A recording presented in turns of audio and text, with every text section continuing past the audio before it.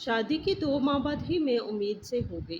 खुशी-खुशी ये खबर सुनाने अपनी माँ के घर गई। अम्मा ने रात रुकने को कहा। मैंने अपने शौहर को फ़ोन करके बताया, तो वो कहने लगा दरवाज़े पर जाओ, तुम्हारे लिए एक सरप्राइज़ है। मैं हैरान रह गई, दरवाज़े पर गई तो वो वाक़ई वहाँ एक शख़्स बड़ा-सा बॉक्स लिए खड़ा था। सब घरवाले जमा हो गए, ये देखने लगे कि मेरे शौहर ने मेरे लिए क्या भेजा है। जैसे ही बॉक्स खोला, मेरी चीख निकल गई क्योंकि उसमें मेरी शादी का लहंगा था, जो ज़्यादातर जला हुआ था। बाहर बारिश हो रही थी। मैं अपनी आँखों के सामने पड़े हुए इस डब्बे की तरफ देख रही थी, अपने वजूद में नन्ही सी जान लिए। जब मैंने इस डब्बे का ढक्कन खोला तो मेरी जान निकल गई। मैंने चीखना चिल्लाना शुरू कर दिया।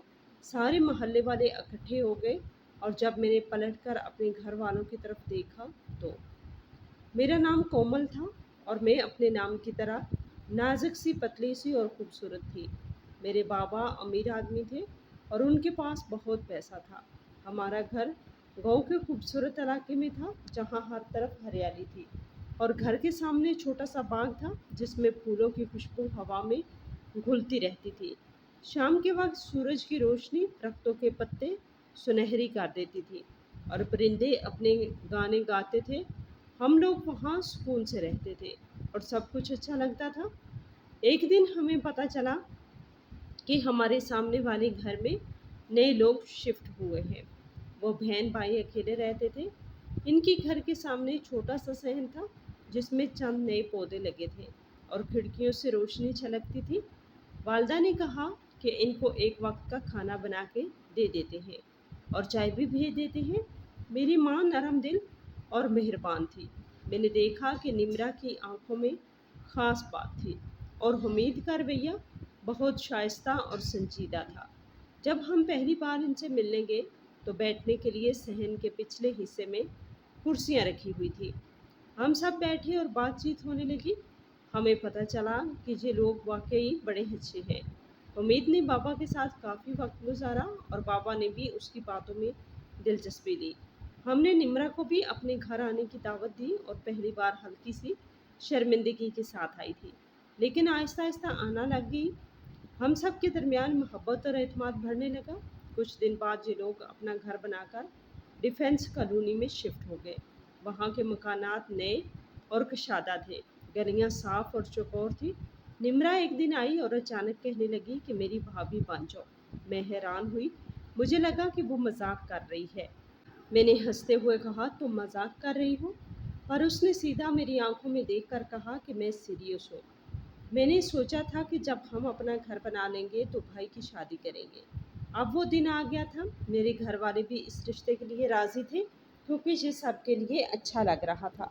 लड़का अकेला था, अपना घर बना लिया था, नौकरी अच्छी थी और शक्ल भी खूबसूरत थी। उम्मीद ने कहा कि वो पहले अपनी बहन की शादी करेगा और उसके बाद अपनी शादी करेगा।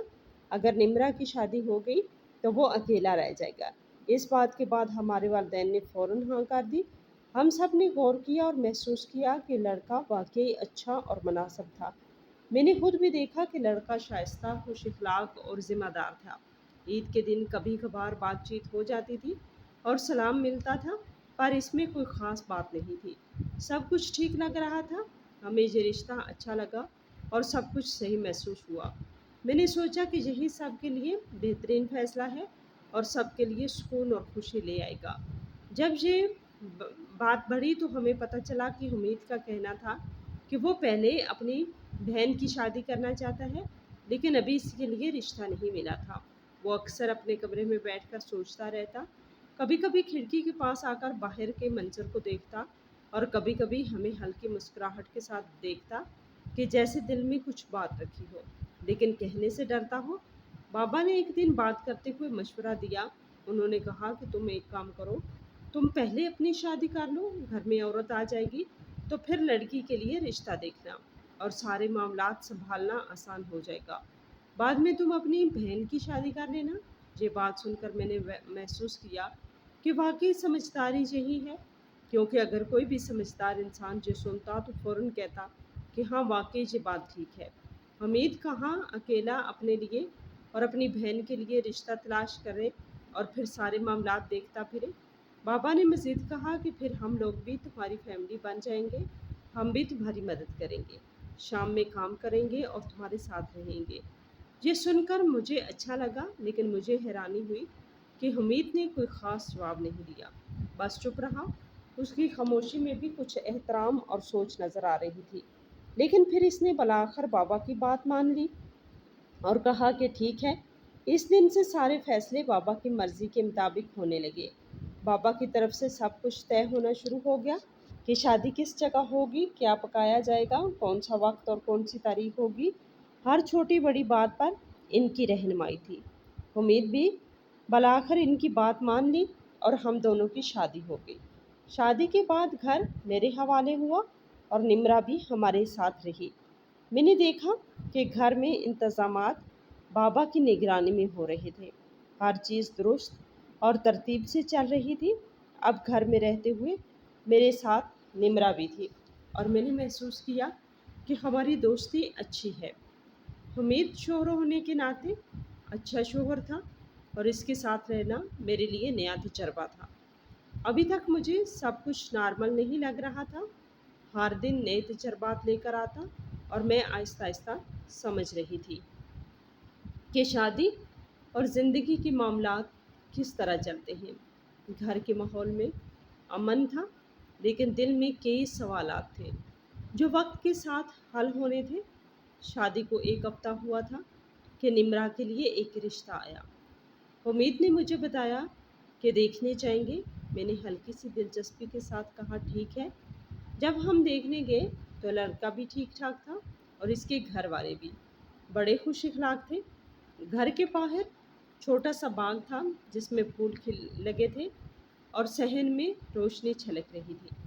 اندر داخل ہوئے تو ہر چیز صاف ستھری اور ترتیب سے رکھی ہوئی تھی۔ لڑکے کے والدین نے مسکرا کر استقبال کیا اور نمرا بھی پہلی بار ہلکی سی شرمندگی کے ساتھ چہرے پر مسکان لیے بیٹھ گئی۔ ہم نے بات چیت کی اور میں نے محسوس کیا کہ واقعی لوگ اچھے اور بااخلاق ہیں۔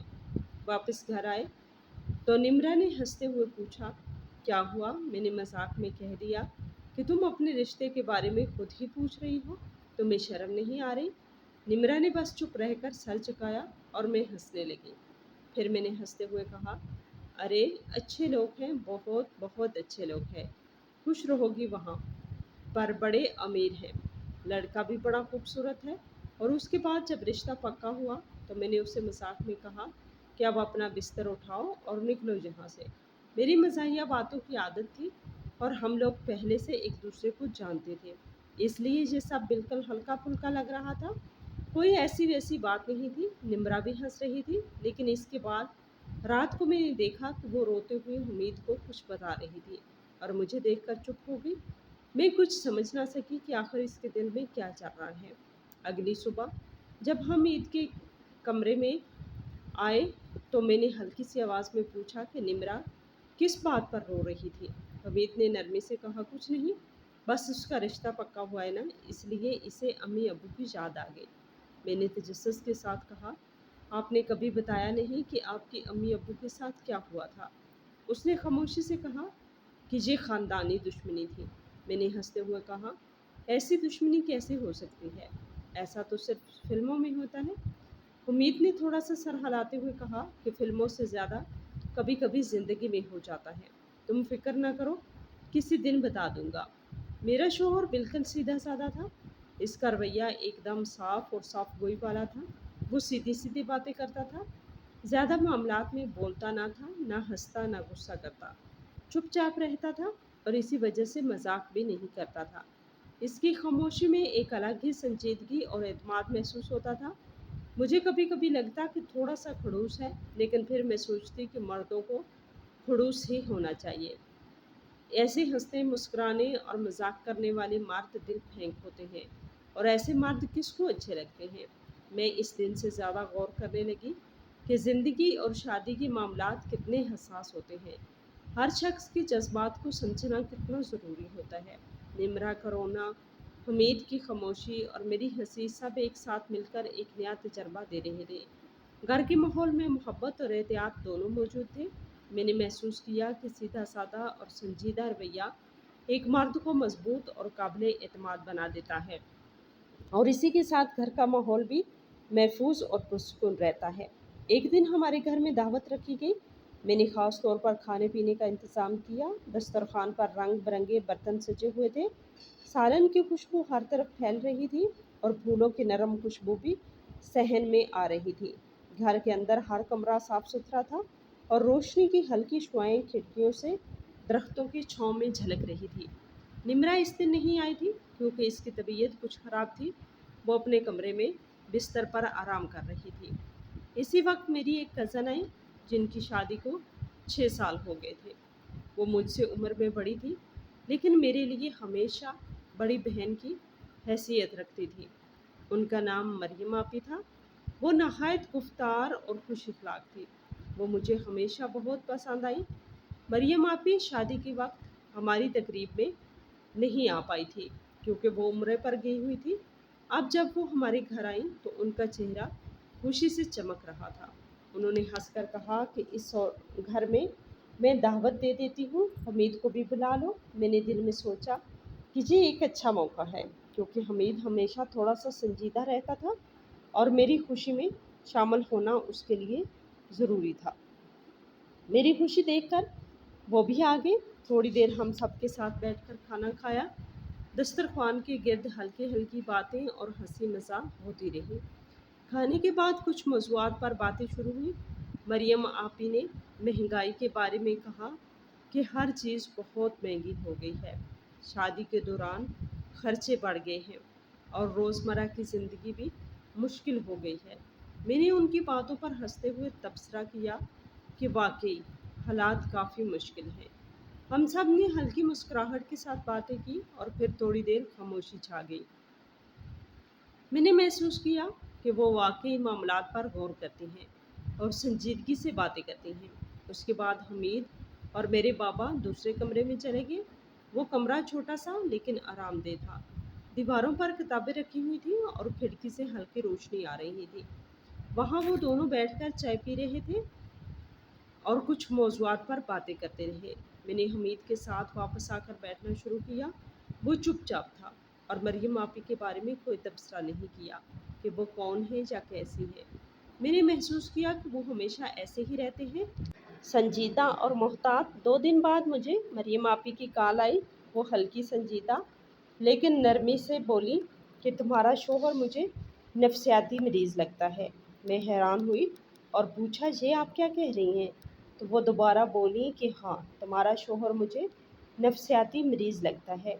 ये इंसान नॉर्मल नहीं है। तुम्हारे साथ कैसा है? तुम्हें ऐसा मसला तो नहीं है जो तुम बता नहीं रही हो? मैंने फ़ौरन कहा कि नहीं, ऐसी कोई बात नहीं, बस वो थोड़े चुप रहते हैं, संजीदा हैं, लेकिन बहुत अच्छे हैं। मरियम आपी ने कहा, अगर वाकई ऐसा है तो मैं मान लेती हूँ, लेकिन आज तक मेरी फेस रीडिंग गलत नहीं हुई। उन्होंने हमेशा सही अंदाज़ा लगाया और मैं जानती थी कि वो साइकोलॉजिस्ट हैं और इनके अंदाज़े काफ़ी दुरुस्त होते हैं। मैंने अपने आप से भी कहा कि वो मरियम आपी हैं, कोई खुदा नहीं कि हर बात का पता हो। मुझे गुस्सा आया कि मेरे शोहर को नफसियाती मरीज़ क्यों बोल दिया। मैंने दिल में कुछ नहीं कहा, लेकिन दिल में तय कर लिया कि अगर दोबारा ऐसी कोई बात की गई तो मैं फ़ौरन कहूँगी कि आप ऐसी बात ना करें। अम्मा ने मुझे सिखाया था कि शोहर की बेइज्जती अपनी बेइज्जती होती है और मैं कभी भी ये असूल नहीं भूलूंगी। मुझे ये बात याद दिलाने की ज़रूरत थी कि शोहर के साथ इज़्ज़त का रवैया सबसे अहम है। हमीद के बारे में मुझे अब सोचने की ज़रूरत नहीं थी। हमारी शादी चल पड़ी थी और मैंने महसूस किया कि वाकई शादी के शुरू में जो मसाइल बनते हैं वो आर्जी होते हैं। कुछ दिनों के बाद सब ठीक हो जाता है। हमारे लिए भी यही हुआ। कोई बड़ा मसला नहीं था और निम्रा का रिश्ता भी तय हो गया था। एक दिन निम्रा घर आई और उसके हाथ में एक डिज़ाइनर सूट था जो इसने देखा था और बहुत पसंद कर लिया था। वो चहकती हुई कहती थी, मैंने यही सूट लेना है। मैं हैरान रह गई क्योंकि इस सूट की कीमत 1.5 लाख रुपए थी। मैंने दिल ही दिल में सोचा कि ये तो हम नहीं ले सकते, क्योंकि मुझे मेरे शोहर का पता था وہ 85,000 کی نوکری کرتا ہے اور اسے 5,000 पेट्रोल के भी मिलते हैं, लेकिन वो अपनी 2 महीने की तनख्वाह से सिर्फ सूट ले लेता। ऐसा थोड़ी होता था। मैंने बातों बातों में हमीद से पूछा, इसने कैसे ये मुमकिन किया? तो वो बस हंस दिया और कहा कि कोई ख़ास सेविंग नहीं है, हमारे पास छोटा सा घर है। निम्रा के जाने के बाद वो घर हमारे लिए बिल्कुल ठीक था और हमें ज़्यादा पैसों की ज़रूरत भी नहीं थी। सिर्फ खाना पीना और छोटे छोटे ज़रूरी काम चलाने के लिए ही काफ़ी था। हमीद ने बताया कि कोई ख़ास बैंक बैलेंस वगैरह कुछ नहीं है, हमारे वसाइल इतने ही हैं। मेरी नौकरी का सहारा है और घर के मामलात इसी से चलते हैं। अगले दिन मुझे निम्रा ने खुशी से बुला लिया। इसकी आवाज़ में खुशी की लहर थी। जब मैं बाहर गई तो हैरान रह गई। वही सूट इसके हाथ में था और वो खुशी से नाच रही थी। कभी हमीद के गले लगती तो कभी अकेले खुशी से उछलकर मुस्कुराती रहती। इसकी आंखों में आंसू भी थे जो खुशी के साथ झलक रहे थे। वो कहने लगी, देखे मेरा भाई ले आया मेरे लिए सूट। मैं तो कुछ समझ ना पाई कि ये सब कैसे मुमकिन हुआ। मैंने सोचा कि हमीद के लिए निमरा कोई ख़ास अहम नहीं है, बस घर में रहती है जैसे इसकी बहन है, लेकिन फिर भी इसके लिए इतना महंगा सूट खरीदना उसकी मोहब्बत और ख्याल का सबूत था। मैंने रात को हमीद से पूछा कि ये कैसे लिया, तो उसने बेतकल्लफ लहजे में कहा कि जैसे दुकान से चीज़ खरीदते हैं वैसे ही खरीदता हूँ, पैसे दिए हैं और चीज़ ली है। मैंने कहा, ये तो बहुत महंगा सूट था। तो वो बोला, महंगा था तो क्या हुआ, मेरी बहन की फरमाइश थी ना, बहन को शहजादी जैसी लगेगी। मैं खुद सोचने लगी कि मेरे लिए जो सूट भेजा गया था वो सिर्फ 25,000 का था। अगर वाकई फरमाइश और खुशी की बात थी तो मुझे भी हक था कि मैं अपनी ख्वाहिश जाहिर कर सकती थी। लेकिन मैंने कहा, छोड़ो, मेरा वक्त गुजर गया। पर दिल के अंदर ये बात बैठ गई कि हमीद की नरमी और दिल की सखावत हर किसी के लिए बराबर है। और ये सोच मुझे कभी कभी मुस्करा देती और कभी अंदर से थोड़ा सा तेज़ कर देती कि मुझे भी अपनी फरमाइश का हक होना चाहिए था। पता नहीं क्यों मेरे दिल में टिपिकल औरतों वाली वो जज्बाती लहर उठी। मैंने सोचा, जब बहन को 1.5 लाख का सूट खरीद के दे सकता है तो मुझे भी 15,000 का सूट तो खरीद के दे ही सकता है। मैंने हमीद से कहा कि निमरा की शादी पर मुझे भी तैयार होना है, मुझे भी अच्छा लगना है। इसने हल्की मुस्कुराहट के साथ कहा, हाँ जाहिर है, तुमने क्यों नहीं तैयार होना। मैंने कहा, फिर एक जोड़ा मुझे भी ले दे। ये देखिए, मैंने ऑनलाइन देखा है, लेकिन ये इधर एक दुकान पर पड़ा हुआ है, जाकर ले आते हैं। उम्मीद ने पूछा, कितने का है। मैंने कहा, 15,000 का। कहने लगा, 15,000 का, क्या हो गया है तुम्हें। मैंने कहा, क्यों, फिर क्या मैं जोड़ा ना पहनूं। तो उसने कहा, देखो अभी तो हमारी शादी हुई है, 3 महीने भी नहीं हुए, इतने सारे जोड़े हैं तुम्हारे पास, तो तुम एक काम करो, वलीमे का जोड़ा पहन लो। उसका कलर भी लाइट है और बिल्कुल नया है और इतना अच्छा है। मैंने कहा, लेकिन मुझे नया जोड़ा पहनना है। हमीद ने कहा कि वो नया ही तो है, 3 महीने भी तो नहीं हुए। मैंने कहा, लेकिन मुझे ये जोड़ा पसंद है। हमीद ने मुस्कुराते हुए कहा कि तुमने किसको दिखाना है पहनकर, मुझे दिखाना है ना, मुझे तो तुम हर हाल में अच्छी लगती हो। इसके बाद मैं दोबारा कुछ न बोली क्योंकि मुझे समझ आ गई थी कि हमीद ने मुझे मेरी जगह दिखा दी है। वो मेरी ख्वाहिश और पसंद को समझ रहा था और मेरे जज्बात को तस्लीम कर रहा था। अब शादी में सिर्फ 2 दिन रह गए थे और तैयारियां ज़ोरों शोर से शुरू हो गई थी। हर तरफ रंग बिरंगी रोशनी, फूलों के गुलदस्ते और मेहंदी की खुशबू फैली हुई थी।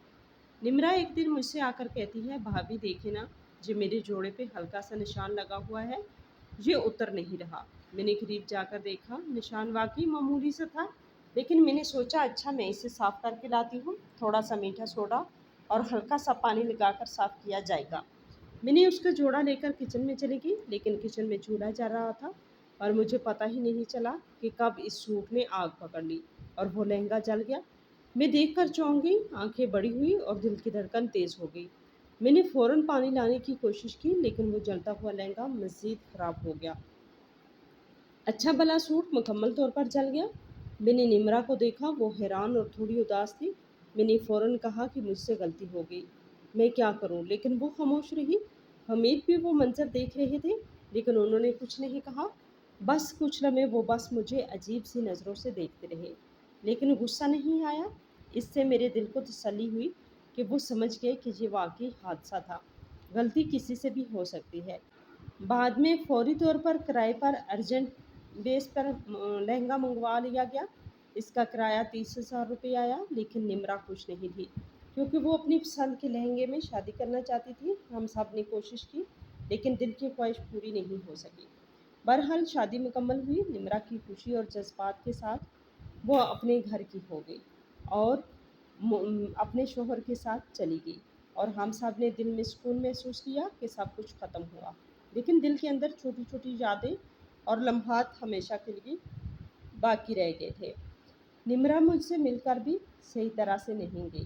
میں نے یہ بات حمید سے کہی تو اس نے نرمی سے کہا، ہو سکتا ہے وہ دکھی ہو کہ ماں باپ کے بغیر ہی رخصت ہو رہی ہے۔ میں نے دل میں سوچا شاید واقعہ یہی وجہ ہے۔ میں نے پوچھا، آپ سوٹ کی وجہ سے ناراض تو نہیں ہے نا؟ مجھ سے غلطی ہو گئی تھی۔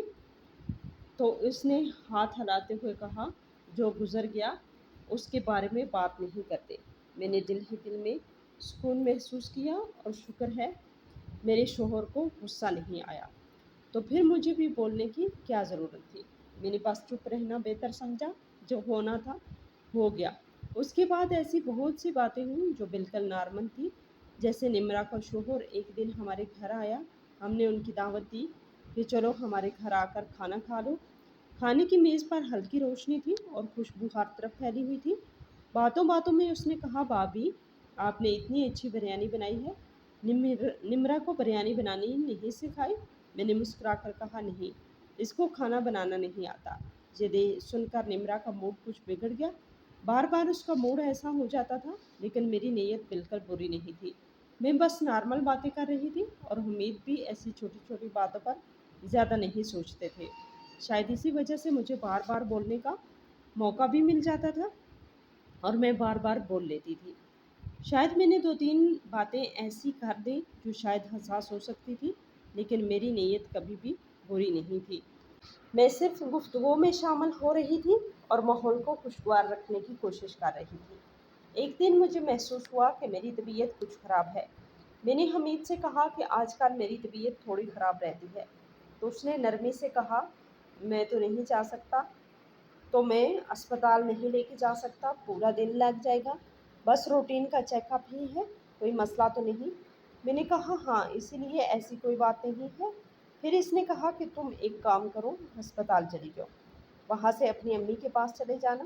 میں نے خوشی سے کہا، ٹھیک ہے، چلو امی سے بھی مل لوں گی۔ میں راستے میں اسپتال پہنچی۔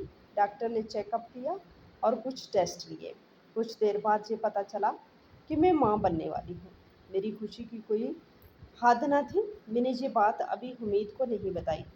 میں نے سیدھی اپنے گھر چلی گئی اور اپنے ماں باپ کو یہ ساری خبر سنائی۔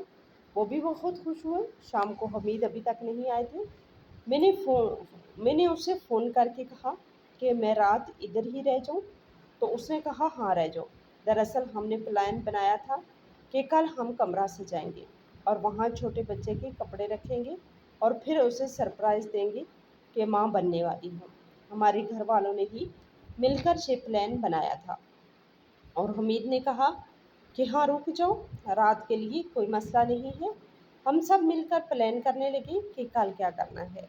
ہم لوگ سارے بہت خوش تھے کیونکہ ہمارے خاندان کا بھی پہلا بچہ ہونے والا تھا اور ہر طرف خوشی کا ماحول تھا۔ صحن میں روشنی کی ہلکی شعاعیں، پھولوں کی خوشبو اور گھر کے اندر ہلکی ہلکی ہنسی مسکراہٹ ہر جگہ محسوس ہو رہی تھی۔ ابھی سے ہی میری ماں نے میرا ایسا خیال رکھنا شروع کر دیا تھا جیسے کل ہی میرا بچہ پیدا ہونے والا ہے۔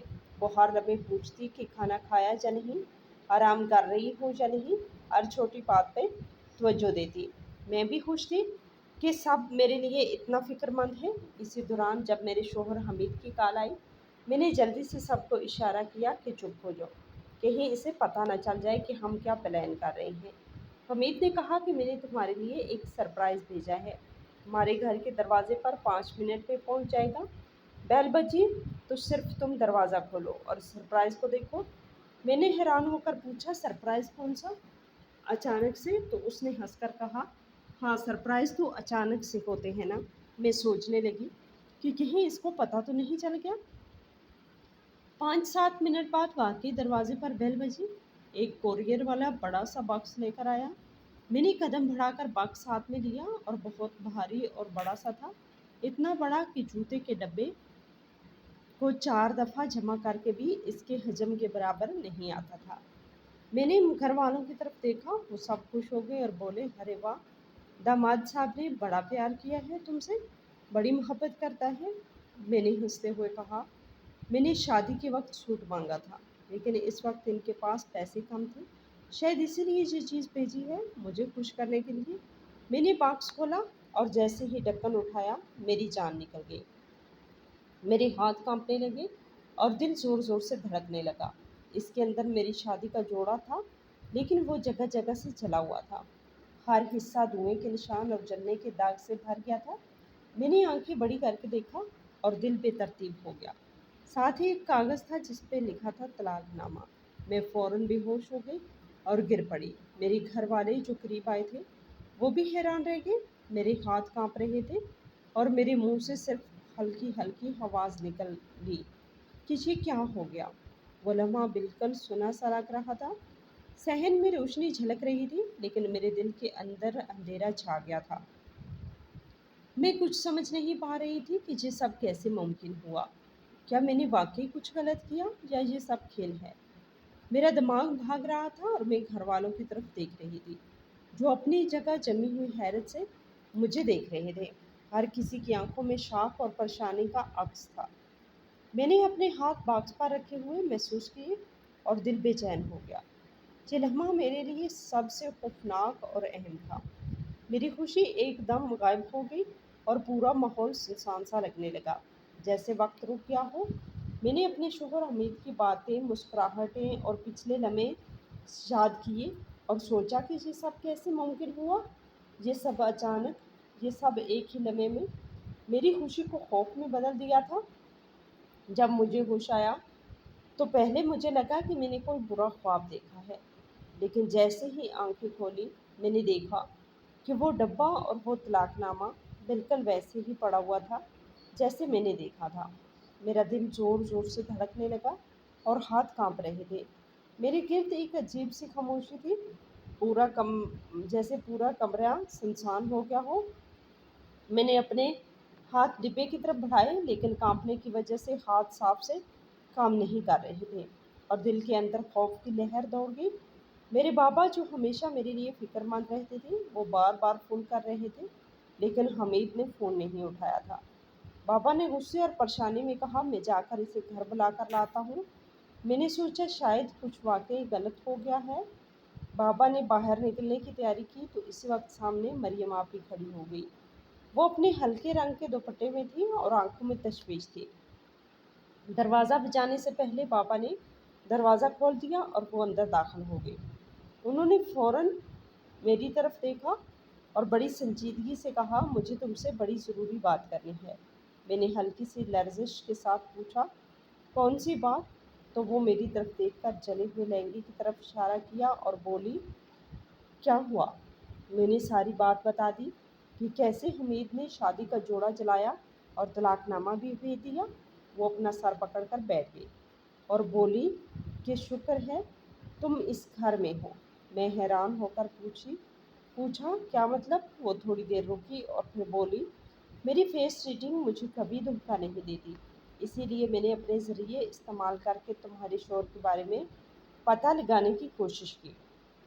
मैंने कान खड़े करके पूछा कि क्या पता चला? तो उन्होंने सांस लेते हुए कहा, ये दोनों बहन भाई गाँव में रहते थे।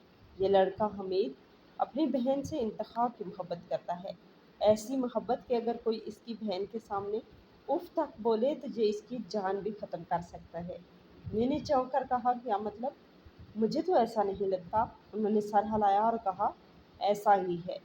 उन्होंने बताया कि इसकी बहन की ज़बरदस्ती शादी करवाई जा रही थी, क्योंकि उसकी बहन किसी गलत रिश्ते में थी और उसके घर वाले यानी उसकी माँ और सगा बाप दोनों उसकी बहन की ज़बरदस्ती शादी करवा रहे थे। हमीद ने घर को आग लगा दी, अपनी बहन को लेकर शहर आ गया और इस आग में इसका बाप और उसकी सौतेली माँ दोनों इस दुनिया से चले गए। मैं आंखें बड़ी करके उसे देख रही थी। मेरी सांस रुक सी गई थी। دل کے اندر ایک عجیب خوف پیدا ہو گیا تھا۔ مریم آپی نے مزید بتایا کہ صرف یہ نہیں بلکہ حمید کا کرائم ریکارڈ بھی ہے۔ وہ نہ تو شریف ہے، نہ رہنے کے قابل، اور نہ ہی اچھا انسان ہے۔ میں نے ہلکی سی آواز میں کہا، اچھا تو اس نے کہا تم نے کیسے اس کے ساتھ 3 مہینے گزارے ہیں؟ میں نے کہا اچھا وہ طلاق ہو گئی تو میں نے نام سر ہلا دیا۔ وہ حیرت سے میری طرف دیکھی اور بولی، کیا مطلب؟ میں نے کہا کہ میں ماں بننے والی ہوں، مجھے طلاق نہیں لگتی۔ مریم آپی نے تھوڑی دیر سوچا اور پھر کہا، پھر ہمیں یہ بات چھپانی ہوگی تاکہ 9 مہینے گزر جائیں اور اس کے بعد واقعی طلاق ہو جائے۔ ہمیں کچھ بھی کرنا ہوگا، پوچھنا ہوگا کسی سے، تم اس آدمی کے ساتھ نہیں رہ سکتی، اس کے پیچھے پولیس بھی ہے۔ میں نے کانوں پر ہاتھ رکھ لیا، دل بے چین ہو گیا۔ میرے ماں باپ جو قریب کھڑے تھے وہ بھی حیرت اور خوف میں ڈوب گئے۔ میں نے پوچھا، تو کیا ہوا، یہ سب کیوں ہوا؟ تو انہوں نے کہا کہ اب تمہیں پتہ چلا کہ حمید کیوں چپ چپ رہتے تھے، وہ کیوں زیادہ بات نہیں کرتے تھے، کیوں کبھی اپنے جذبات ظاہر نہیں کرتے تھے، کیونکہ انہوں نے تمہاری بہن کا پسند کا لہنگا جلایا تھا اور تمہاری شادی کے جوڑے کو جلایا اور ساتھ ہی تمہیں طلاق دے دی۔ اس لمحے میں کانپ رہی تھی، آنکھوں سے آنسو نکل رہے تھے، دل کا خون خشک ہو گیا تھا۔ ماں باپ نے مجھے گلے سے لگا کر کہا کہ شکر ہے تم بس گھر پر ہو، باقی معاملات ہم دیکھ لیں گے۔ باقی معاملات بگڑ گئے کیونکہ میری طبیعت ٹینشن کی وجہ سے خراب ہوئی اور میری ابتدائی دنوں میں بچہ ضائع ہو گیا۔ سب نے کہا کہ اس میں بھی کوئی مسئلہ ہو سکتا ہے۔ حمید سے رشتہ ختم ہو گیا۔ میرا دل کے اندر خوف اور پریشانی کی لہر دوڑ گئی۔ میں خاموشی سے بیٹھ گئی، میری آنکھیں زمین کو دیکھ رہی تھی۔ دل کے اندر ایک عجیب سا درد تھا۔ میں سوچ رہی تھی کہ حمید کے ساتھ گزارے گئے دن کیسے امن و سکون میں بدل گئے تھے اور اب اچانک یہ سب کیسے ممکن ہوا۔ میں نے اپنے گھر والوں کی طرف دیکھا، وہ بھی پریشان اور خوفزدہ تھے۔ سب کے چہرے پر سنجیدگی اور تشویش کے آثار تھے۔ میں نے سوچا یہ سب کیسے برداشت کروں گی؟ کیا واقعی یہ سب حقیقت ہے یا پھر یہ کوئی خواب ہے؟ دل کے اندر خوف کے ساتھ غصہ بھی اٹھ رہا تھا، لیکن میں خاموش رہی۔ مریم آپی نے میرے ہاتھ پکڑ کر کہا، تمہارے لیے بہتر ہے کہ اب کچھ بھی نہ کرو، تمہیں صرف صحت مند رہنا ہے اور بچے کے لیے بھی آرام ضروری ہے۔ ہم سب دیکھیں گے کہ آگے کیا کرنا ہے۔ انہوں نے مزید کہا کہ تمہارے پاس وقت ہے، ہم سب معاملات سنبھالیں گے اور پولیس یا حمید کے ریکارڈ کے تمام معاملات ہمیں معلوم ہیں، تم بس اپنے آپ کو محفوظ رکھو۔ میں نے سر ہلایا اور آنکھوں سے آنسو پونچھے۔ یہ لمحہ میرے لیے سب سے بڑا صدمہ تھا۔ میرے اندر خوشی اور خوف کے احساسات ایک ساتھ تھے، دل کے اندر درد اور پریشانی ایک دوسرے کے ساتھ جھگڑے ہوئے تھے۔ میں نے محسوس کیا کہ یہ سب میری زندگی کا سب سے مشکل وقت ہے، لیکن میں گھر والوں کے ساتھ محفوظ ہوں اور میرے بچے کی خوشی کے لیے مجھے صبر اور ہمت رکھنی ہوگی۔ اس دن کے بعد ہم سب نے پلان بنایا کہ حمید کے معاملات قانونی طور پر سنبھالے جائیں اور میں اپنے بچے کے لیے آرام اور حفاظت پر توجہ دوں گی۔ مریم آپی نے کہا کہ تم بس اپنے جسم اور بچے کے لیے فوکس کرو، ہم سب باقی معاملات دیکھ لیں گے۔ اور میں نے دل میں سوچا کہ اب زندگی میں صرف بچے اور گھر والوں کی حفاظت ہی سب سے اہم ہے۔ یہ لمحہ مجھے زندگی بھر یاد رہے گا، کیسے اچانک خوشی اور خوف کا ملا جلا احساس میرے دل اور دماغ پر چھا گیا۔ اس کے بعد مجھے پتہ چلا کہ مریم آپی نے تو حقیقت میں کچھ نہیں کیا تھا، کیونکہ میں نے خود ان کو منع کر دیا تھا کہ وہ کسی بھی معاملے میں مداخلت نہ کریں، لیکن کسی اور نے حمید کے خلاف رپورٹ کروا دی تھی اور اسی وجہ سے وہ پکڑا گیا تھا۔ مجھے یقین نہیں آ رہا تھا کہ یہ سب کیسے ممکن ہوا۔ اس وقت مجھے ہر لمحے حیرت ہو رہی تھی اور میں سوچ رہی تھی کس طرح میں اس آدمی کے ساتھ رہتی رہی۔ میں نے اس کی چھوٹے چھوٹے حرکات نوٹ کی، جب میں اس کی بہن کے ساتھ ہنسی مذاق کرتی تھی تو وہ سب کچھ اپنے دماغ میں محفوظ کر لیتا تھا، وہ باتیں نوٹ کرتا تھا اور چھوٹے چھوٹے اشارے بھی اپنی بہن سے پوچھ لیتا تھا اور سب کچھ نوٹ کر لیتا تھا۔ جب مجھ سے سوٹ چل گیا تب بھی اس نے سوچا کہ میں نے وہ جان بوجھ کر جلایا ہے اور اس واقعے کے بعد بھی وہ اس معاملے کو اپنے دماغ میں رکھتا رہا۔ میں نے ہر لمحے کو یاد کیا کہ کیسے وہ ہر بات پر نظر رکھتا تھا، ہر چھوٹی بات نوٹ کرتا تھا اور یہ بھی کہ اس کی بہن اسے سب کچھ بتاتی تھی، وہ سب کچھ بغور سنتا تھا۔ اس وقت مجھے حقیقت میں سمجھ آئی کہ یہ محبت نہیں بلکہ ابسیشن تھی، اور مریم آپی نے مجھے واضح کیا کہ obsession ایک ایسی بیماری ہوتی ہے جو کسی کے ساتھ ضرورت سے زیادہ جوڑ دیتی ہے، اور یہ شدت حد سے بڑھ جائے تو نقصان دہ ہو جاتی ہے، چاہے وہ محبت ہی کیوں نہ ہو۔ میں نے دل میں سوچا کتنی خطرناک حالت تھی اس کی، یہ شدت ہر لمحے مجھے نقصان پہنچا سکتی تھی۔ اگر حالات ایسے نہ ہوتے تو شاید میری زندگی کے کئی سال اس کی کنٹرول میں گزرتے۔ میں نے محسوس کیا کہ خوش قسمتی سے ابھی مجھے وقت ملا اور میں نے خود کو اور اپنے بچے کو بچا لیا۔ میری زندگی میں آنے والا صدمہ واقعی بہت بڑا تھا، لیکن میں نے سیکھا کہ محبت اور تعلقات میں حد کا ہونا ضروری ہے۔ حد سے زیادہ محبت خطرناک ثابت ہو سکتی ہے، اور یہ سبق میں نے اپنی زندگی سے سیکھا۔ لیکن میرے ساتھ بھی کون سا اچھا ہوا۔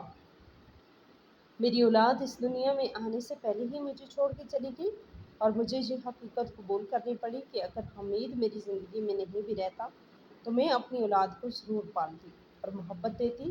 یہ سوچ کر دل کو کچھ سکون ملا، کیونکہ بچے کی محبت کسی بھی رشتے سے بڑی ہوتی ہے اور زندگی کی سب سے قیمتی چیز ہے۔ اس صدمے نے مجھے ٹراما دیا، لیکن مجھے یہ بھی سبق دیا کہ اپنی حفاظت کرنا سب سے اہم ہے۔ میں نے خود کو سنبھالنے کی ٹھان لی اور یہ سوچا کہ جو کچھ بھی ہوا اسے بھولنا ہے اور آگے بڑھنا ہے۔ دھبا لگا کے شادی ہوئی، 3 مہینے بعد شوہر نے طلاق دے دی۔ میرے ماں باپ پریشان ہوئے اور بہت رنج میں تھے، لیکن اب صرف مریم آپی تھی جس کی باتوں سے مجھے تسلی ملتی تھی۔ وہ میرے ساتھ تھی اور ہر لمحے میری مدد کر رہی تھی۔ میں نے محسوس کیا کہ انسان کو زندگی میں ایسے لوگ مل جائیں تو سب کچھ آسان ہو جاتا ہے، جو درد کے وقت ساتھ دیں اور سچائی کے راستے دکھائیں۔ وہ میری زندگی میں خوش قسمتی سے موجود تھی۔ مریم آپی نے کہا کہ 4 دن کا رونا ساری زندگی کے رونے سے بہتر ہے۔ اس نے کہا کہ کل کچھ آدمی تمہارے ساتھ کچھ بھی کر سکتا تھا، اور ابھی تو اس نے صرف تمہیں طلاق دی ہے۔ میں نے دل میں سوچا کہ واقعی میں خوش نصیب ہوں کہ ابھی تک میرا جسم اور میری زندگی محفوظ رہی۔ ہو سکتا تھا کہ اس نے کچھ اور بھی کیا ہوتا، لیکن ابھی صرف طلاق دی گئی۔ اس وقت مجھے یہ حقیقت بڑی ہلکی محسوس ہوئی کہ مجھے اپنی جان بچانے کا موقع ملا، اور میں نے دل سے سوچا کہ اب میں اپنی زندگی میں کبھی بھی کسی سے زیادہ حد سے زیادہ وابستہ نہیں ہوں گی، اور ہر تعلق میں حد کا خیال رکھوں گی تاکہ کوئی بھی انسان میری زندگی کو نقصان نہ پہنچا سکے۔ میرے لیے یہ لمحہ سکون کے ساتھ خوف بھی لایا، لیکن میں نے دل میں یہ فیصلہ کر لیا کہ زندگی دوبارہ شروع ہوگی۔ میں نے اپنے آپ کو سنبھالا اور زندگی کے اگلے مرحلے کے لیے تیاری کی۔ مریم آپی نے مجھے یقین دلایا کہ وہ ہمیشہ میرے ساتھ ہے، اور جو کچھ بھی ہوا وہ صرف ایک سبق تھا۔ میں نے دل میں سوچا کہ واقعی محبت کے ساتھ ساتھ عقل کی بھی ضروری ہے، اور ہر فیصلے میں صبر اور سوچ بچار لازمی ہے۔ زندگی نے مجھے دوسرا موقع دیا اور میں پھر سے شادی کر لی، ایک شخص کے ساتھ جس کی پہلی شادی ہوئی تھی، لیکن اس کی بیوی 1 مہینے بعد دنیا سے چلی گئی تھی۔ یہ شخص ایماندار اور شریف تھا، اور اس کے ساتھ میری زندگی بہت اچھی گزر رہی تھی۔ میں نے محسوس کیا کہ واقعی نصیب اور قسمت بہت اہمیت رکھتے ہیں۔ ہر انسان کو نصیب کی قدر کرنی چاہیے۔